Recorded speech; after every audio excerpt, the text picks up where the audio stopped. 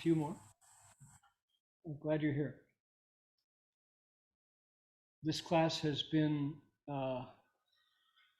meeting, I want to say regularly, but irregularly for many years now. And this particular session will go until that first week in May. First week in May, I'm off to California.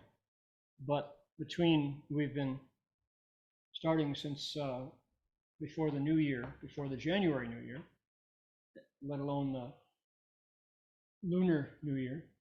And we've decided that we're going to actually teach. We decided to take the class in one direction, which is different from how we've been doing it so far. How we've been doing it so far is kind of responding to different levels as people show up, pretty much always deferring to beginners. That is to say, starting with the fundamentals of technique and encouragement, exercise and stretching, general disclaimers. I always include multiple disclaimers that I'm not teaching Buddhism. This is a meditation class for use in the world. However, being a Buddhist monk, I can't avoid talking from that filter in my own experience, but not overtly, not a class whereby it's Buddhism A to Z. It's not that. We decided to do something different this time. What we're going to do different is I want people to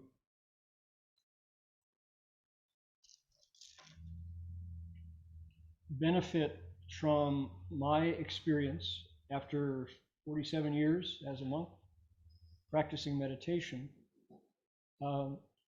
to look into one particular high point in the investigation of the human mind that falls under the kind of that comes through the gate of meditation, and that's the teaching of emptiness. Not beginners. This is not a beginner's class. We've been that's the decision that's different this time. And when we're always kind of presenting a pasteurized, homogenized version of meditation, we wind up not much different from your local mindfulness class taught at the yoga studio, which is fine, and that's lovely. And if that is what you're looking for, absolutely legit, honest, something to learn. The goal of that approach to meditation is to essentially be more comfortable in your life, to gain another tool similar to yoga, let's say, or even acupuncture, or investigation of your diet, or Pilates or something, whereby nothing much changes except you acquire another way to feel good in your body in your daily life. And heaven knows we need that. We need more than multiple tools to deal with what the world throws at us. But I'm not, when I try to teach that, I feel like I'm selling you short and selling myself short. And if folks are hoping by coming here regularly, which I thoroughly encourage you to do, and to take advantage not only of meditation class, but everything the monastery offers, please do investigate that on your own. But this time, we're going to, instead of making the goal getting a tool that makes me feel better inside my skin, in my life, a better way of coping, let's say, we're going to, if that is, let's say we've got a 180-degree spectrum of reasons why we might want to meditate. Well, the Vipassana tool, mindfulness tool, might be 30 degrees starting from 0. We're going to start 45 to 90 degrees, which is looking at what, being inspired by what an ancient tradition of meditators thought they were going to get out of their practice, which is a deeper understanding of reality grounded in, it's a word not to be afraid of, but epistemology. That is to say, how we learn things about being alive in a human body. That's what we're going to be looking at with meditation as the lens that we learn to focus. Now, does that make sense? Let me say it again. It's epistemology, that is to say, looking at the things that we learn with, i.e., eyes, ears, nose, tongue, body, and mind, and the sights that the eyes see, the sounds the ears hear, the smells the nose encounters, the tongue, the tastes the tongue and flavor, experiences, the sensations of touch in our largest organ, which is the skin, and then what the mind does with all of that input. We're going to look right at that and come to understand it through our own experience, borrowing the teaching that is found in one particular category of insight called Prajnaparamita literature. Prajnaparamita literature is a body of teachings that the Buddha gave for 21 years to his disciples. And he is not the only one to teach Prajnaparamita in the world, but he did do that. And so we're going to take that without requiring any identity as a Buddhist, or you don't have to sign up, you don't have to join, you don't have to say, I believe, I disbelieve. But I want to take advantage of that particular lens in understanding what it means to be alive in a human body. So if that's your cup of tea, please have another cup.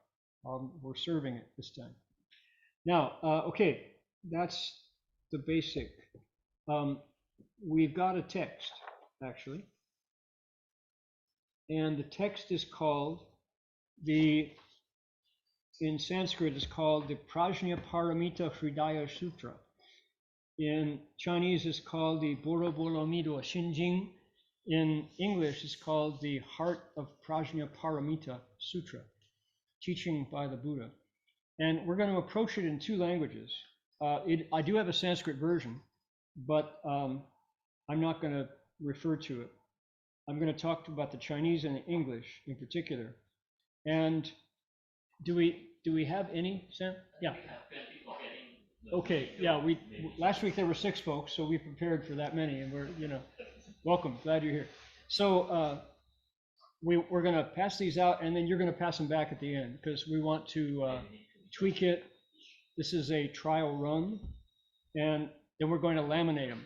So everybody grab a copy of two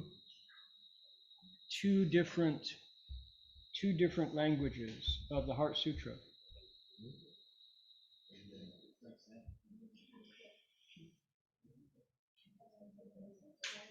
Yes. Now, the last week I gave an introduction to the Heart Sutra and as it in its place inside the larger body of Prajnaparamita literature. The Buddha taught this for 21 years, and there is one massive sutra that contains 500,000 shlokas, 500,000, called the Mahaprajnaparamita Sutra. That's the largest iteration, the largest version of this teaching. This is almost the smallest, but not quite the smallest. There's a smaller one. The next one up is over there on the wall. That's the Diamond Sutra, the Vajra Sutra. Also part of Prajna Paramita, which means transcendent wisdom. So these are wisdom teachings. And last week I pointed out what's different about that. Even though we've got a huge Mahaprajna Paramita Sutra, and we've got a little Heart Sutra. Cliff, how many characters was it? Do you remember that from last week? 260. Okay, 260 characters in the whole thing here in Chinese, right? Versus 500,000 verses in the big one. This is all one teaching. It's just one insight, which is called emptiness. And this particular teaching is so profound and so unique that in China, it became the nickname for the entire faith of Buddhism. They call Buddhism Kongman, the gateway of emptiness, as opposed to Taoism, as opposed to Confucianism, as opposed to Christianity. So it is the icon. It's iconic for Buddhism. It's so unique. And in this, as I say, there are other ways of looking at it. For example, in Hellenistic world, in the Greek world,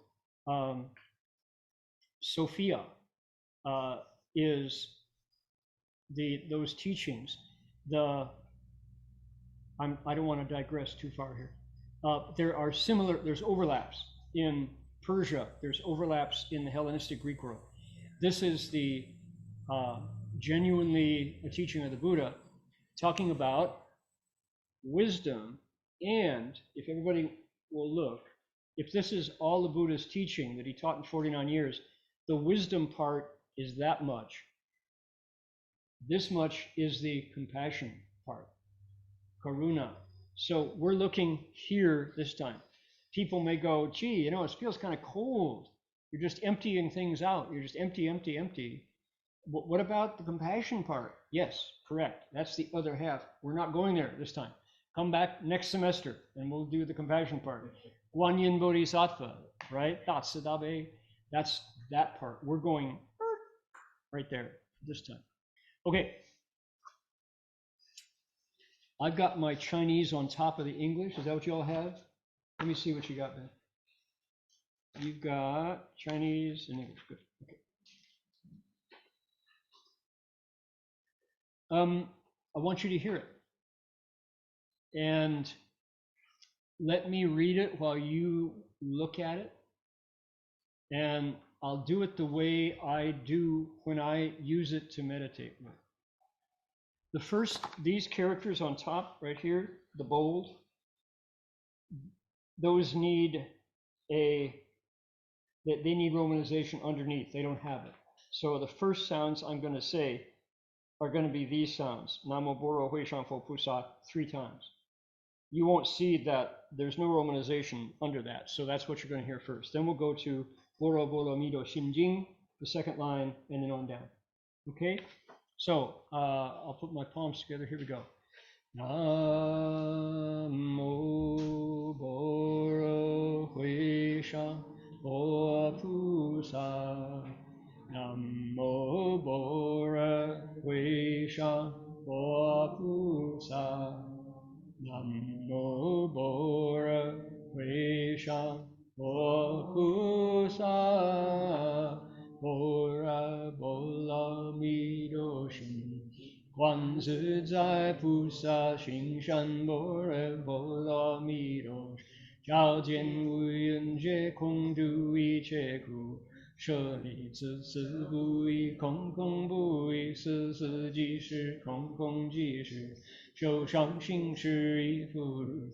舍利子，是诸法空相，不生不灭，不垢不净，不脏不。是故空中无色，无受伤心。无眼耳鼻舌身意，无杀生尚未处罚，无缘界乃至世界无明亦无明尽，乃至无老死亦无老死尽，无苦集灭。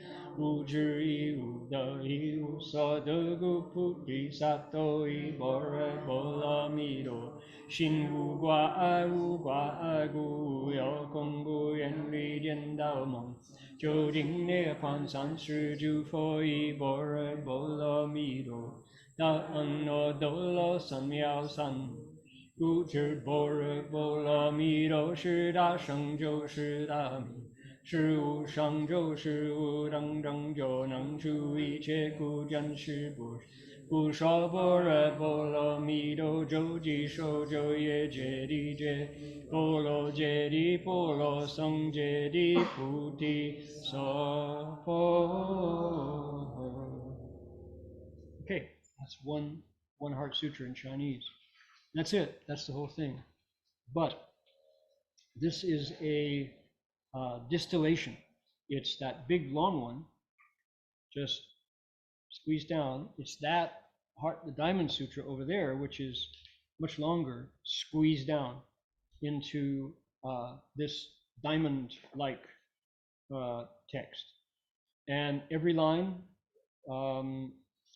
not every word, but every line has a function in here. And it's very powerful. Although we're reciting single words that go into phrases, that go into sentences, and they go into paragraphs, there's another element of the Heart Sutra, which last week we talked about it functioning like a solvent, like WD-40 for all the mechanically minded, like sulfuric acid for the chemistry minded. It's like a power wash for those home repair people. It's it dissolves things, it washes things clean, and it does it radically. This is radically reducing. It reduces back to the basics. Because why? It not only works on emptying as a verb, ing, emptying out the world around you, it empties out the thing that's perceiving the world around you, which is really destructive. Yeah, this is the ultimate Shiva. You know, this takes you go. This is the flames at the end of the eon that destroy, turn everything back to ash and then empties out the ash. So it's that powerful. And we need to, as we look at it, as we approach it, we're going to learn the words first. We learn it on a language level. But when we combine this with our meditation, it has profound impact on our perception, on how you're experiencing your body, your mind, your spirit, time and space. It all just kind of, and then it's back, but whoa, if you, when we, that's yours, okay, mine is here. When we focus on the Heart Sutra and it starts to work on us, it is relentless in its ability to just play, what do you say, what's the word, to do mischief with your understanding of reality. It just takes it back to nothing. And it does so gracefully and kindly, because it's from the Buddha's insight. It's not harmful, but it is, once you start to apply it, it is, as I say, absolutely relentless. Nothing is left, which is a good thing. Okay, English. Flip it over, turn this over. Okay, now I'm going to chant this, and you're welcome to join if you want to, but please do so quietly, because there's a technique to group recitation that we'll get into later, that I want it, that has to do with breathing and observing the spaces, observing the punctuation, etc. So If you want to chant along, that's good, but let me do the breathing. Okay, so because otherwise it gets muddy and the sound aspect of it isn't as good. Okay, here we go. Namo, homage to the Prajna assembly of Buddhas and Bodhisattvas as vast as the sea. Namo, homage to the Prajna assembly of Buddhas and Bodhisattvas as vast as the sea.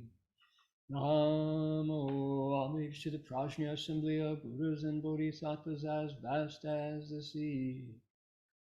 The heart of Prajna Paramita Sutra. When Bodhisattva Avalokiteshvara was practicing the profound Prajna Paramita, she illuminated the 5 skandhas and saw that they are all empty, and she crossed beyond all suffering and difficulty.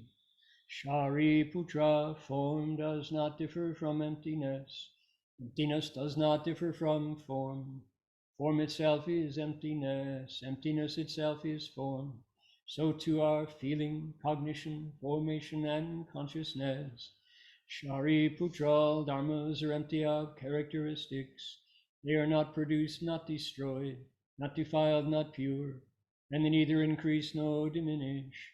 Therefore, in emptiness there is no form, feeling, cognition, formation, or consciousness. No eyes, ears, nose, tongue, body, or mind. No sight, sound, smells, tastes, object of touch, or dharmas. No field of the eyes, up to and including no field of mind consciousness. And no ignorance or ending of ignorance, up to and including no old age and death, or ending of old age and death. There is no suffering, no accumulating, no extinction, and no way, and no understanding and no attaining.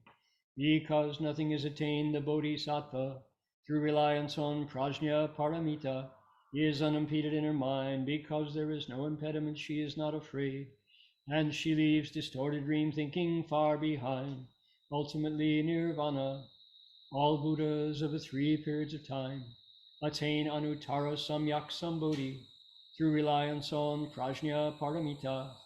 Therefore know that Prajna Paramita is a great spiritual mantra, a great bright mantra, a supreme mantra, and an equal mantra. It can remove all suffering. It is genuine and not false. That is why the mantra of Prajna Paramita was spoken. Recite it like this. Gate, gate, paragate, parasamgate, bodhi svaha. Into the heart of Prajna Paramita Sutra.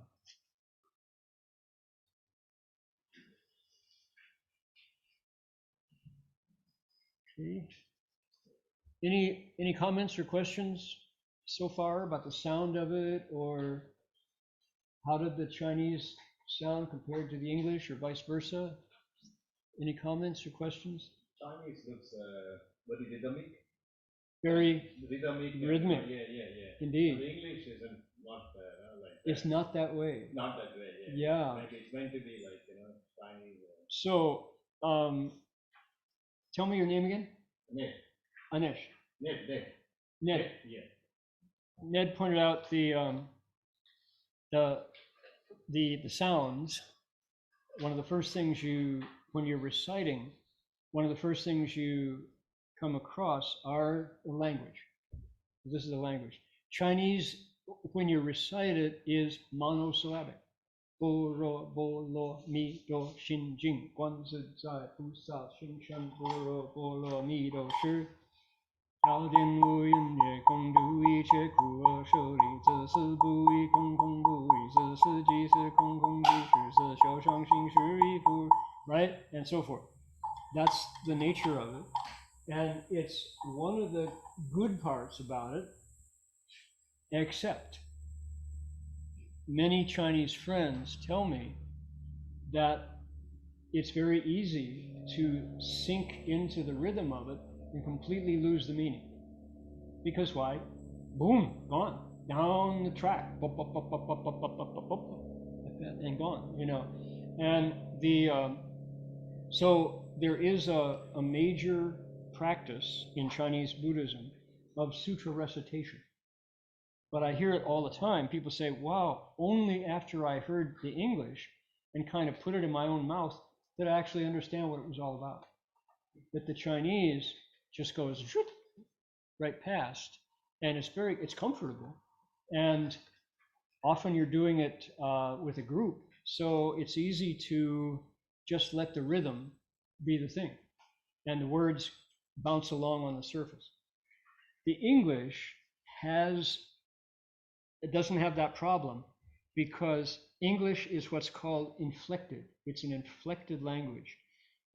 I just said inflected language. Inflected is bump bump. That's inflection, right? English, English is an inflected language.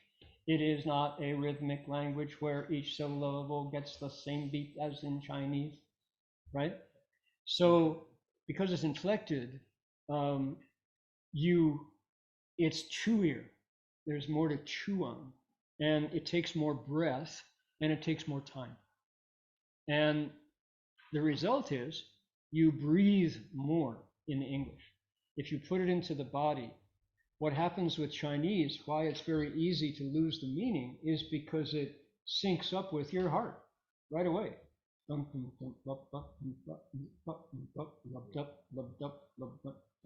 Right? English, not so. It syncs up with your lungs. It's breath. So different organ. And that's why people tell me that breathing space in between, where you go, when Bodhisattva Avalokiteshvara was practicing the profound Prajnaparamita,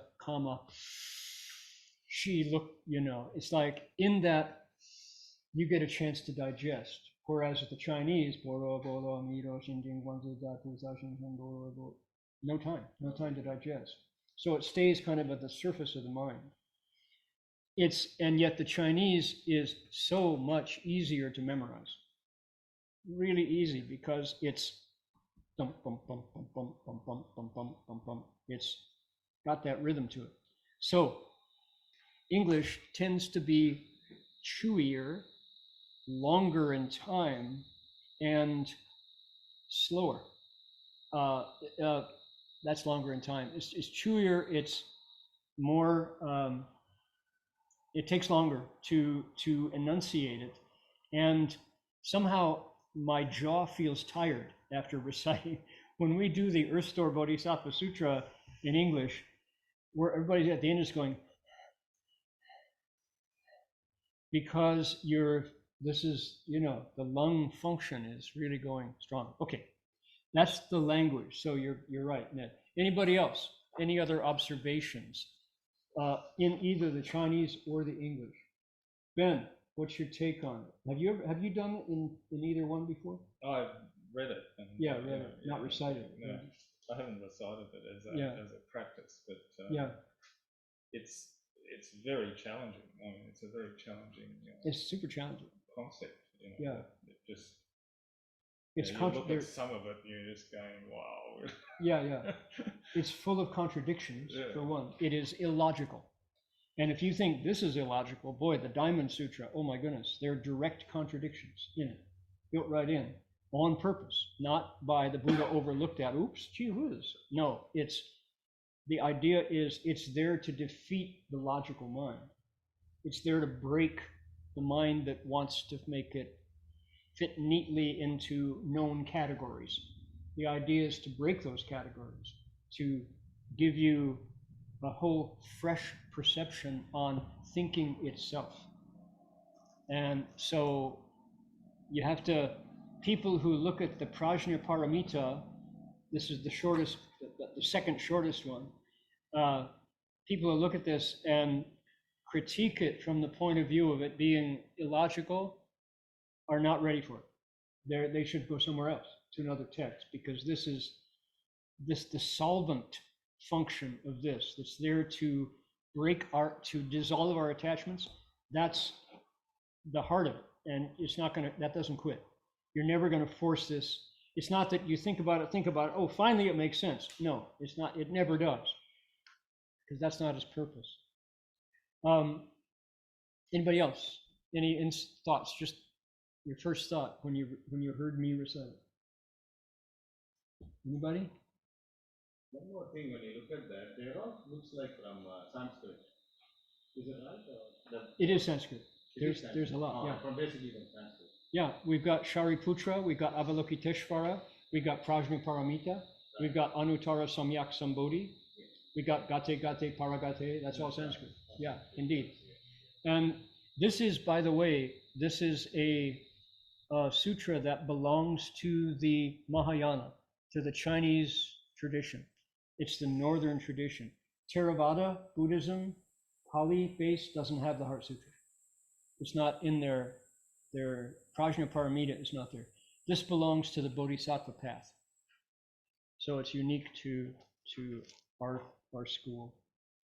And as I think I may have said something contradictory, that I'm not going to be teaching Buddhism, and I don't expect people to come out of this class as Buddhists. That's not the point.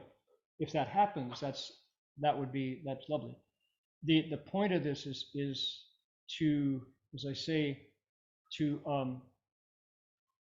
take advantage, to come to grips with, to encounter and come to grips with a teacher who he himself, the historical Buddha, set out to understand his mind, to understand what is his life, because he saw that he was going to die. He saw that not only he, who'd been raised in a pleasure dome as a young man, was going to get old, get sick, and die, but so was everyone. And that shook him up, and he set out to find a response. And this experience of emptiness is a result of his meditation. Okay, I want to talk to that point. I'll put this in a historical perspective.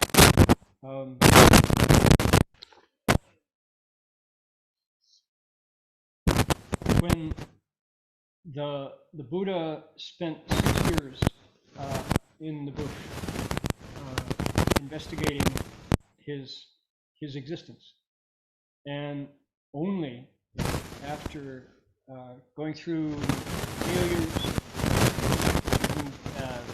retooling after failure, Buddha, somebody said to him, he went out into the woods to meet all the teachers, every yogi and fakir and sadhu that he could meet, all the teachers, all the yogis.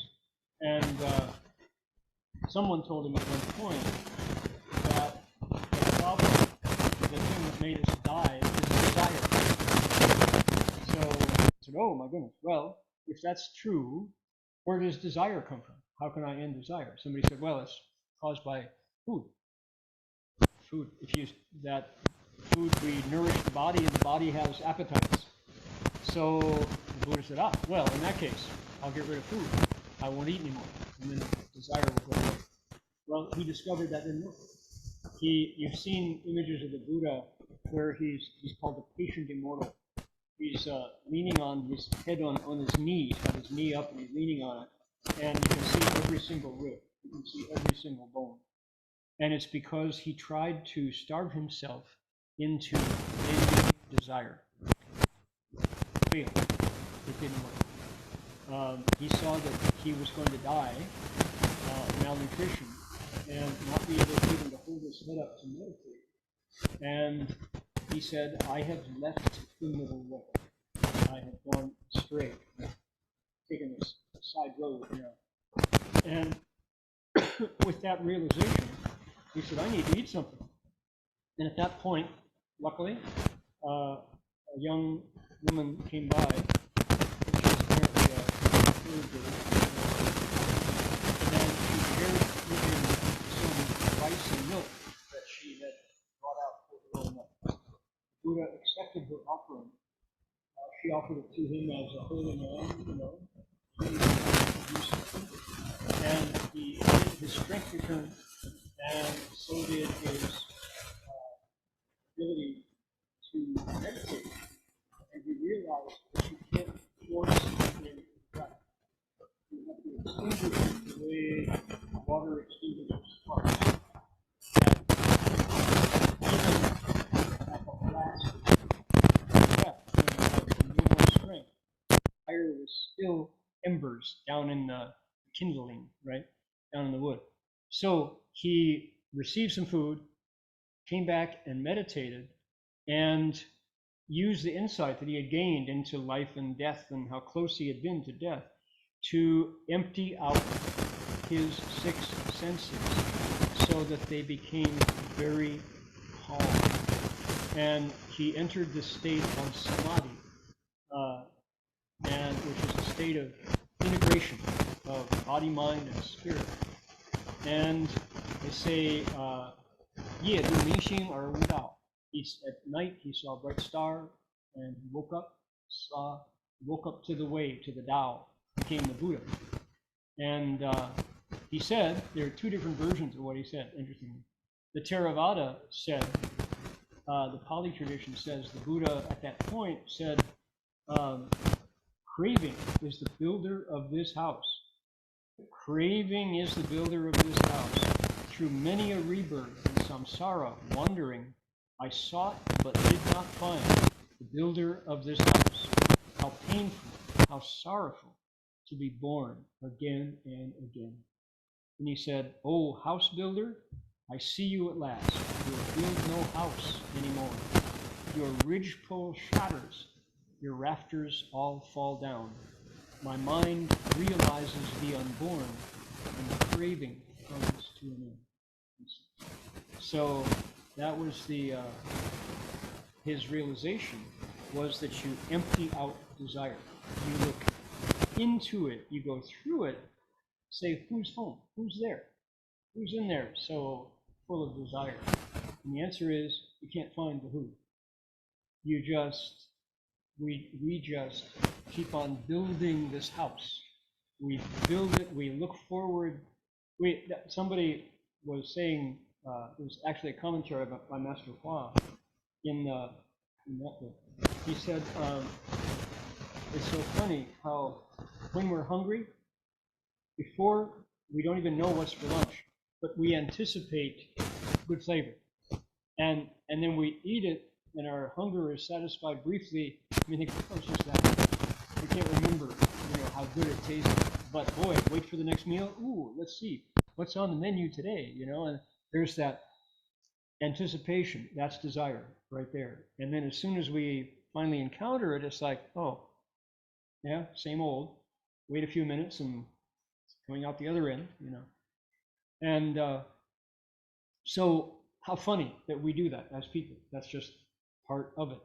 So the Buddha went into that experience and investigated through his meditation who is in there, anticipating delicious flavors, and then realizing it's just that, same old. Who is that? Who is there? And why do we go through this anticipation that never satisfies, and then comes up again, So that was the experience in samadhi, and he said, ridgepole shatters, your rafters all fall down. My mind realizes something that pre-exists: desire, dissatisfaction, and desire is rising again. So he emptied out this experience of desire. That was the Buddha's accomplishment. So that's what the Theravada says the Buddha said first under the Bodhi tree. The Mahayana has a different story. This is a digression from our topic, but the Mahayana says the Buddha went, strange, how strange it is. All living beings have the Buddha nature, and all can become Buddhas. Every one of us, from the smallest to the biggest, from mosquitoes, to whales and humans. And yet it's because of ignorance and attachments that we don't realize our own wisdom. That was the Buddha's discovery. So the birth of compassion. All living beings have the Buddha nature. That's missing in the Pali. Okay, so then the Buddha, at that point, started teaching. Took him a while, various stories there. He started teaching, and he taught, people started to gather around him because they thought, wow, this guy is glowing. This guy's really got the stuff. He looks enlightened. So he started gathering these disciples and teaching them how to meditate. And he taught breath counting. He taught contemplation of colors and sensations, but he still hadn't taught emptiness because of Prajnaparamita. The disciples weren't there yet. This is where we get the historical breakdown. Only after his disciples had been meditating themselves long enough so that as they were sitting, they started to empty out their own inner experience. Then the Buddha said, you need this information. Said, there is no eyes, ears, nose, tongue, body, or mind. There are no sights, sounds, smells, tastes, sensations of touch. There is no field of the eyes up to and including field of mind consciousness. There's no ignorance or ending of ignorance, right? He went through these categories, which we will in this class unpack. I'm going to identify the 18 realms and the skandhas, the 5 heaps, etc. What are these terms? Anuttara, Samyak, and Bodhi. But the Buddha, he said, this is what you monks are now experiencing. I'm going to systematize it for you so you can understand what's going on. Because as they were sitting there, their bodies were going through changes. They were getting hot, they were getting cold, they were getting expansive, they were shrinking down. All of these different physiological changes that are a result of the meditation that they're doing and the fundamental structure of the atoms of earth, air, fire, and water in their body. That's the point. The Buddha was actually explaining what they were experiencing when you sit. If you sit long, the heat that builds up in your body, somebody says, the fire element. Okay, let's see, fire element. Where did that come from? Maybe the sun. What do you think? When water extinguishes fire, that's very interesting. What color is fire? Who in you is the fire element? You go, I can't find any who in the fire element. It's just elemental. Very good. Let's move on to earth. You empty out the illusory self inside. The Buddha's great discovery was that the self is a construction. It's a useful illusion. Okay, if you go get your Australian driver's license, that your learner's, the first one you got, right? I'm looking at people of a certain age, right? Go back. What was your driver's license 10 years ago, 20 years ago? Look at that picture and you go, oh my God, look, I had a beard then. Or I didn't have a beard and I have one now. Look at, my hair was how long? Who is that person? Well, an illusory you, right? Not to say doesn't exist, exists, but only on a superficial level. When you sit back and look into it and investigate, and that's the key word, you investigate, you discover you can't find the self. And yet, guaranteed, you're on that driver's license. You're on your passport if you got one, or your Medicare card. So that's interesting. That's really useful. That was the Buddha's discovery, was the fleeting, illusory, useful existence of the self. It's empty and yet not empty. You go, we are in the realm of Prajnaparamita here. So that's where we're going to go in this class. And the key that you can take back with you is that the emptiness that the Buddha is describing is not a noun. It's not philosophy. It's a verb. Emptying out. To empty out. Empty out the experience. We just went through Valentine's Day, and I hope you all gave and received Valentine's cards, hearts and flowers, right? And you think about Valentine's Day is there to celebrate the experience of love, right? And yet, I had a friend in Taiwan who said, is Valentine's Day a big deal in Taiwan? She said, pretty much not. It's just, it wasn't part of her growing up. And yet, for the Taiwanese not experience love for spouses and children and Valentine's, well, of course they do. Why is it such a big deal? Well, some people say because it was created as a commercial. That, it's entirely commercial, made up. And okay, well, good. That's cynical. And yet, people who don't get a Valentine's card from the girl they have a crush on, or vice versa, and the guy, it's like it ruins your day. You just totally casts you down into the depths because nobody asks you to be their Valentine. So where's that at? Well, it's sort of real, but when you look into it, no, it's conditioned. It is built on a series of conditions, which at their heart, if you investigate, you discover, well, you can empty them out. What is it in me that feels cast down when I don't get a Valentine?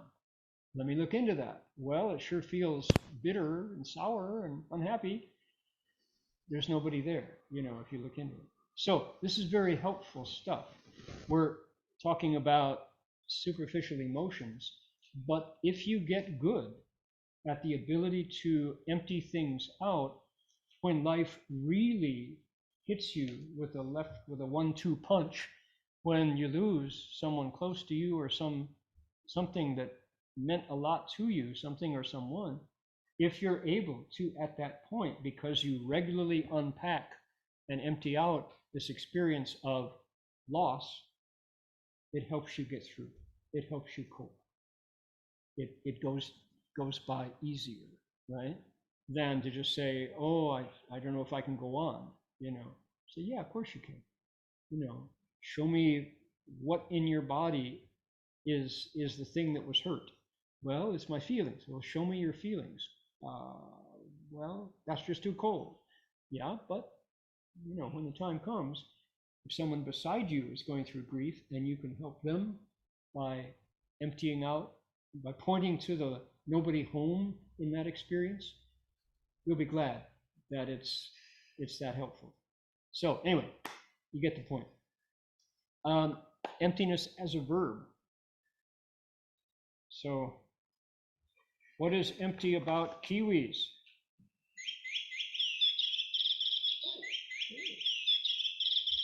Isn't that sweet? Don't you wish you had one? Here we go. Okay, questions or comments? That's pretty much what I wanted to do today. We're going to take these back and tweak them, and it's nice that they're on one page.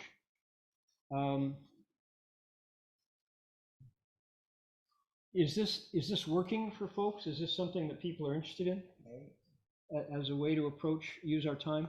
I think it's got there's a little more content than Vipassana or mindfulness, but I want to be responsive to folks' needs as we go through this.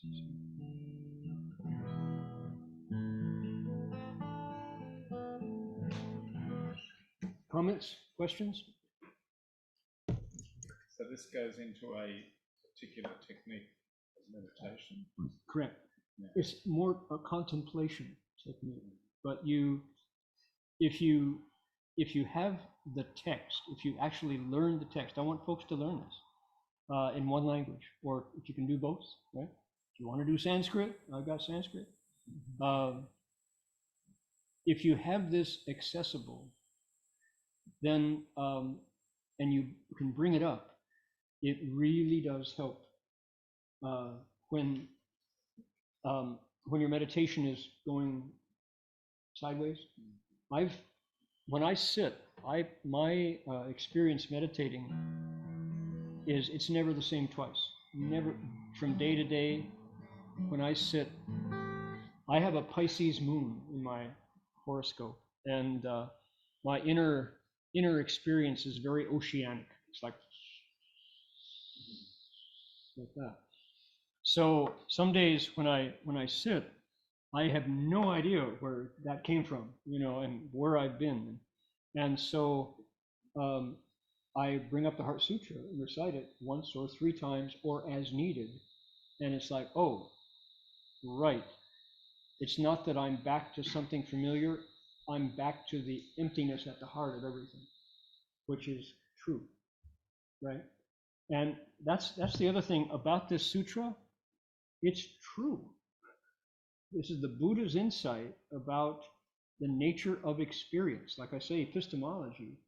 And when you get down there at the level before language, before thinking, before concepts of any kind, there is this fundamental bedrock of nothing to cling to. So this really helps not break attachments, dissolve attachments, big and small. So, yeah. So we'll have a quiz at the end of the semester, and you'll be tested on your ability to recite the Heart Sutra. Oh, nobody comes back next week. Oh. That's a great way to empty out the class. Yeah. We're practicing emptying.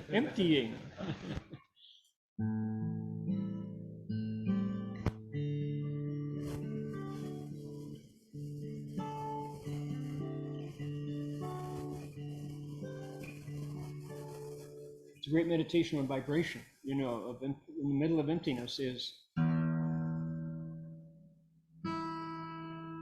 where did that come from? Where does it stop?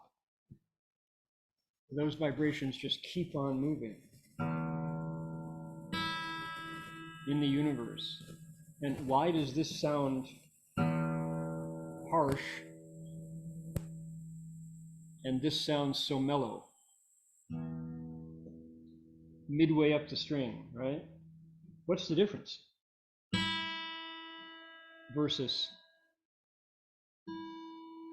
same string, same pressure. Here we go.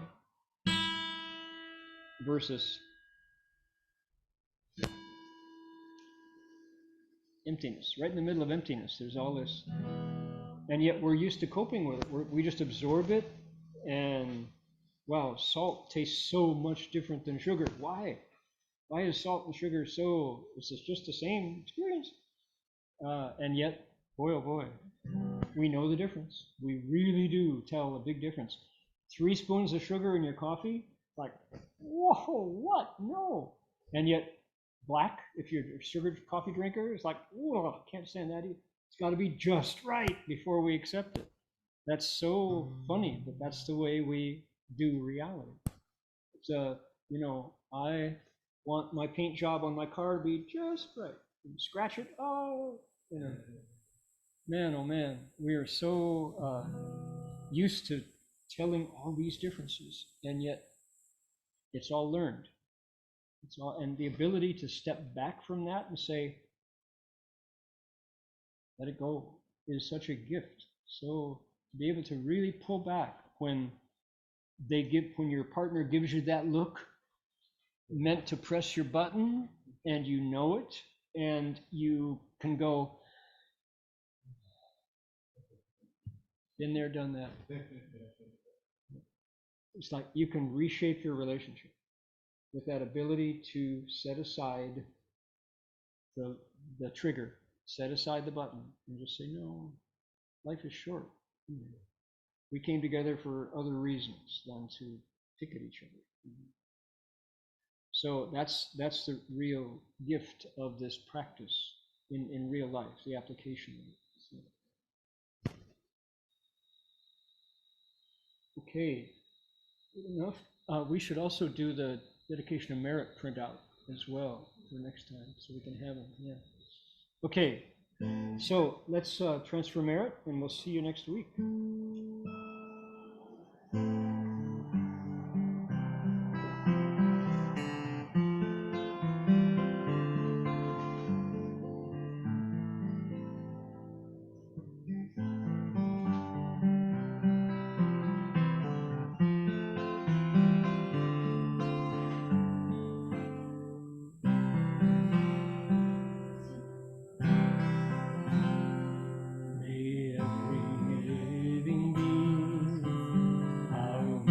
hands as one are radiant with love.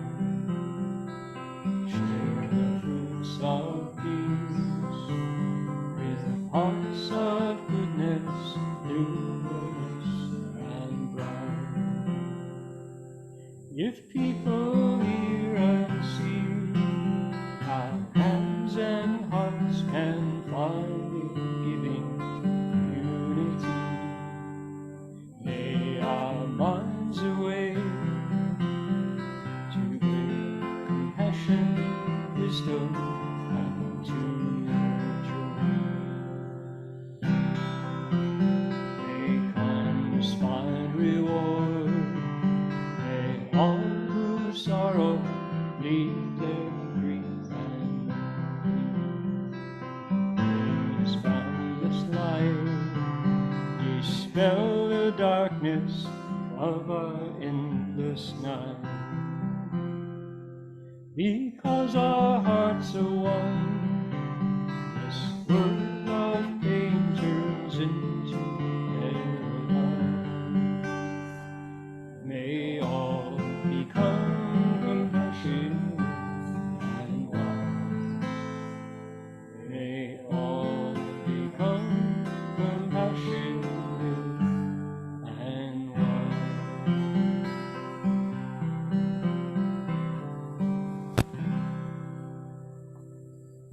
Anybody who would like to be on our mailing list, please talk to Sam. He'll be happy to add your name. We'll let you know that way through email if there's any changes or any updates.